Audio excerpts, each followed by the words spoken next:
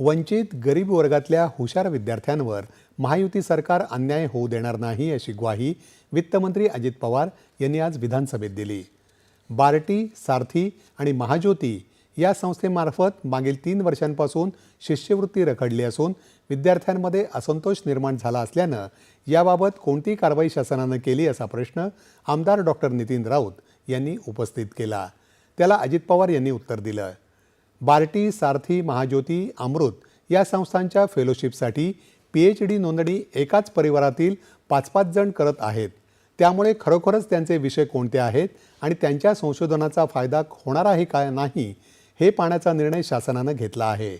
या संदर्भात विद्यार्थी मेरिट निकषावर निवडण्यात येतील आणि हे करताना कुठल्याही वंचित वर्गावर अन्याय होणार नाही याची दक्षता घेतली जाईल असं ते म्हणाले। महाज्योती, सारथी, अमृत ह्या वेगवेगळ्या संस्था वेगवेगळ्या घटकातल्या मुलांना मुलींना शिक्षणाच्या दृष्टिकोनातून मदत करायला काढलेले आहेत। असे काही विषय निवडले गेलेले आहेत, कुठल्या मुलांना द्यायचं, काही ठिकाणी एकाच परिवारातले 42-45 हजार रुपये मिळतात म्हटल्यानंतर 5-5 लोक PhD करायला लागलेत एका फॅमिलीतले।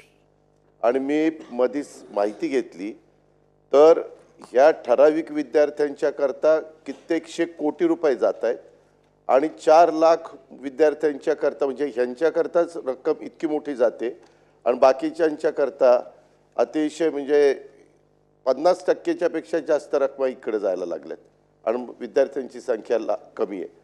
आता त्याच्यामध्ये कॅबिनेटमध्ये याच्याबद्दलची खूप साधक-बाधक चर्चा झाली।